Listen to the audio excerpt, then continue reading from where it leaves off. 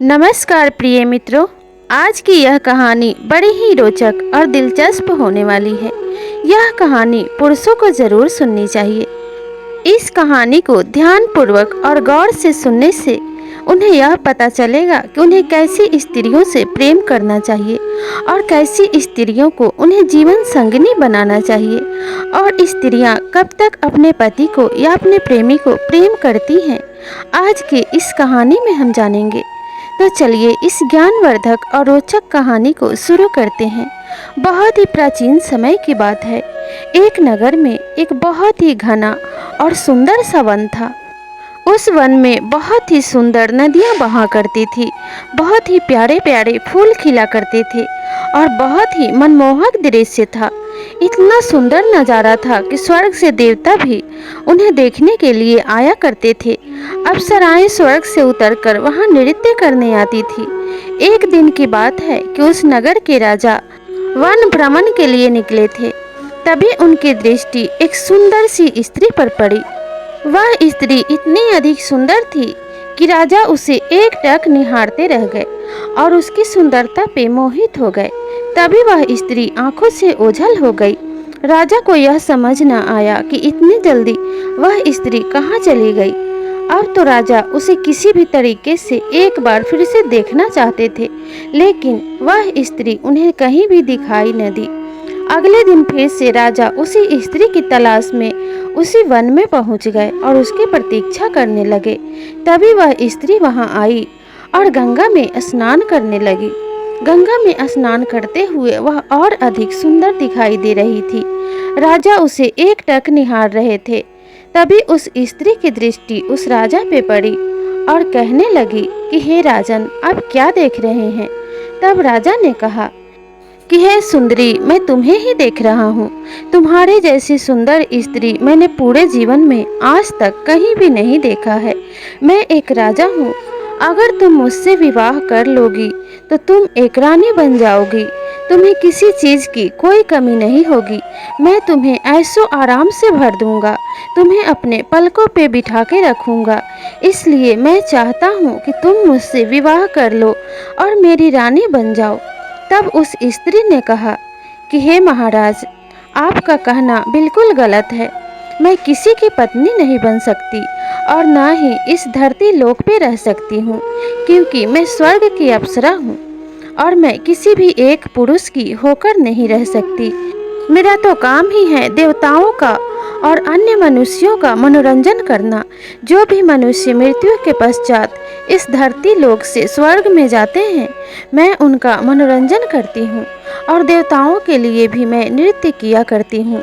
सभी पुरुष मुझे भोग विलास की वस्तु समझते हैं, पर मैं कभी किसी एक पुरुष की नहीं हो सकती, क्योंकि देवराज इंद्र ने यह निर्धारित किया है कि हम कभी भी किसी एक की नहीं हो सकती और ना ही धरती लोक पे निवास कर सकती हैं।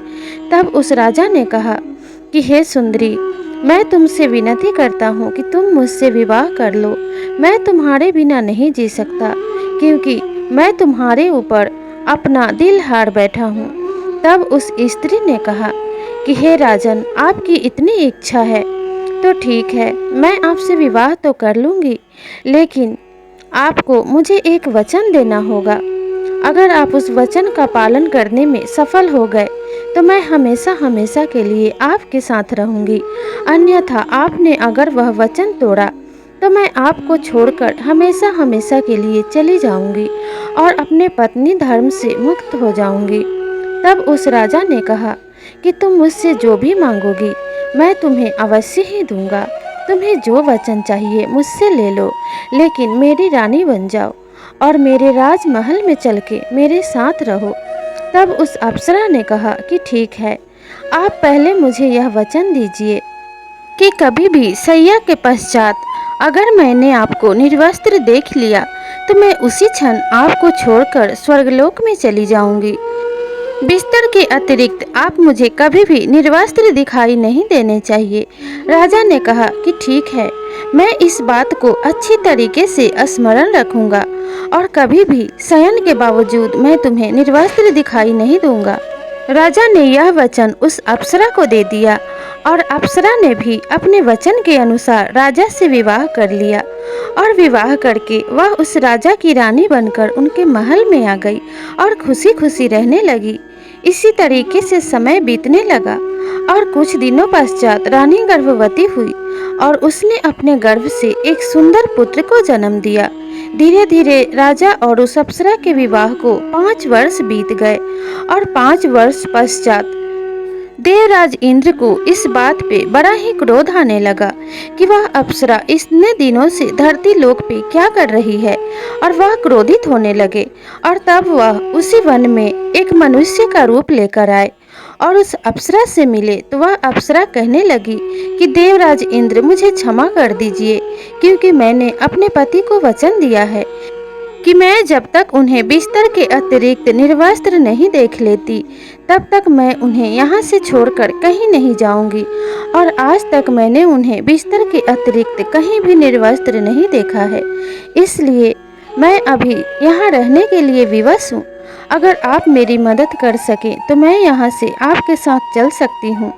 तब देवराज इंद्र ने उस अप्सरा से कहा कि ठीक है, मैं जल्द से जल्द तुम्हारा यहाँ से जाने का प्रबंध करता हूँ। और अगले दिन जब वह अप्सरा राजा के साथ शयन कक्ष में शयन कर रही थी तब राजा निर्वस्त्र थे। उसी क्षण राजा को भयंकर ध्वनि सुनाई देने लगी और ऐसा प्रतीत हो रहा था जैसे कि उनके बच्चे को कोई मार रहा हो। बच्चे की बहुत जोर जोर से रोने की आवाजें सुनाई दे रही थी। इस पर राजा दौड़ते हुए अपने शयन कक्ष से बाहर निकल गए और जाकर बाहर देखने लगे कि आखिर क्या हुआ है। लेकिन उस समय राजा निर्वस्त्र थे और उन्हें इस बात का जरा भी भान नहीं था कि मैंने अपने पत्नी को वचन दिया है। इसलिए वह इस बात को बिल्कुल भूल गए थे और उस अप्सरा ने राजा को निर्वस्त्र बिस्तर के नीचे देख लिया था। इसलिए वह अपने वचन से मुक्त हो चुकी थी। और जब तक राजा अंदर आए और उस अप्सरा को खोजने लगे, वह स्वर्ग लोक में जा चुकी थी। अब राजा को इस बात का भान हुआ कि राजा ने अपना वचन तोड़ दिया है और इसीलिए उनकी पत्नी उन्हें छोड़कर वापस स्वर्ग लोक चली गई है।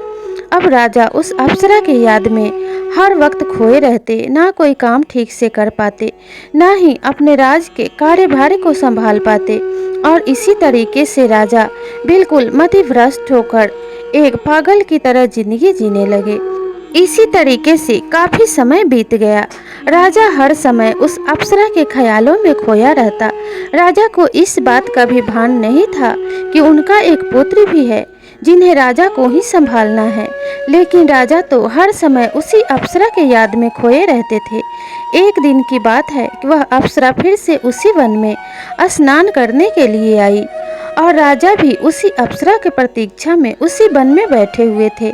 जैसे ही राजा ने अपनी पत्नी रूपी अप्सरा को उस वन में देखा, वे वहां दौड़ कर गए और उसे पकड़ लिया और कहने लगे, अब मैं तुम्हें कहीं नहीं जाने दूंगा, अब तुम मेरे पास ही रहोगी। जरा मुझे देखो, तुम्हारे बिना मेरा क्या हाल हो गया है।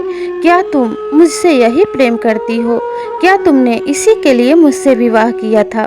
तब उस अप्सरा ने राजा से कहा कि हे स्वामी, मैंने आपसे पहले ही वचन लेके विवाह किया था कि अगर मैं आपको बिस्तर सैया के अतिरिक्त निर्वस्त्र देख लूँगी तो मैं यहाँ से चली जाऊँगी। धरती लोक पे रहना ना तो मेरा धर्म है और ना ही कर्तव्य, और ना ही मैं किसी एक पुरुष की पत्नी बनकर रह सकती हूँ। और ऐसी स्त्री के लिए इतनी आसक्ति दिखाना आप जैसे राजा को शोभा नहीं देता। ऐसी स्त्रियों के पीछे किसी भी पुरुष को अपना जीवन नहीं बर्बाद करना चाहिए जो कि किसी के पत्नी बनने के योग्य नहीं। हम जैसी स्त्रियां तो बस भोग विलास के लिए काम आती हैं। ऐसी स्त्रियों को ना तो पत्नी बना के घर में रखा जा सकता है और ना ही घर की लक्ष्मी बनाया जा सकता है। इसलिए हर पुरुष को इस बात का अच्छे से स्मरण रखना चाहिए कि उन्हें कैसी स्त्री को अपनी गृह लक्ष्मी बनाना है और कैसी स्त्री के पीछे अपना कीमती धन और कीमती समय बर्बाद करना है। अगर आप किसी गलत स्त्री के पीछे अपना समय बर्बाद करते हैं तो आपको बर्बादी के सिवा कुछ भी हाथ नहीं लगेगा। इसलिए हर पुरुष को इन बातों को अवश्य ध्यान रखना चाहिए।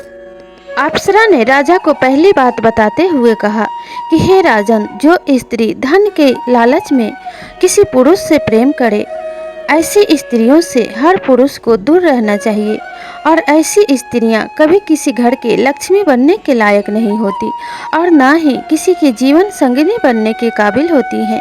जो स्त्री किसी स्वार्थ के कारण किसी से रिश्ता जोड़ती है, ऐसी स्त्रियां भी पुरुषों को बर्बाद करने के लिए ही उनके जीवन में आती हैं।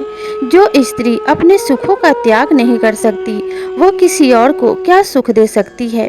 इसीलिए अगर कोई भी स्त्री आपसे किसी लालचवश जुड़ती है तो ऐसी स्त्रियों से सावधान रहना चाहिए। अप्सरा ने राजा को तीसरी बात बताते हुए कहा कि वह स्त्री किसी के जीवन संगिनी बनने के काबिल होती है जो आपसे निश्चल प्रेम करे, जो आपसे किसी स्वार्थवश न जुड़े, जो अपने सुखों का त्याग करके आपकी भलाई और आपकी खुशियों के बारे में सोचे। आपको ऐसी स्त्री को ही जीवन संगिनी बनाना चाहिए और ऐसी स्त्री को ही अपने घर में पत्नी बनाकर लाना चाहिए। ऐसी स्त्रियां ही एक पुरुष के जीवन को स्वर्ग बना सकती हैं, न कि हम जैसी स्त्रियां। इतना कहकर वह अप्सरा स्वर्ग लोक में वापस चली जाती है और राजा अपने महल में लौट आते हैं। अब राजा उस अप्सरा के मोह से मुक्त हो चुके थे। उन्हें जरा भी अप्सरा के जाने का दुख नहीं था। अब राजा अपने राज्य को और अपने पुत्र को अच्छे से संभालने लगे और उन्हें समझ आ गया था कि कैसी स्त्रियां पत्नी बनने के लिए उपयुक्त होती हैं और कैसी स्त्रियों के लिए मोह करना चाहिए, ना कि इन जैसी स्त्रियों के लिए जो किसी के जीवन में अपने स्वार्थवश आती हैं। तो प्रिय दर्शकों, आशा करती हूँ कि आप सभी को भी यह कहानी अच्छे से समझ में आ गई होगी और आप सभी ने भी इस कहानी से बहुत अच्छी सीख ली होगी। तो प्रिय मित्रों, आप सबको यह कहानी कैसी लगी हमें कमेंट करके ज़रूर बताइएगा। और अगर यह कहानी अच्छी लगी हो तो इसे लाइक, शेयर और सब्सक्राइब ज़रूर कीजिएगा। मिलते हैं अगले कहानी में, तब तक के लिए नमस्कार।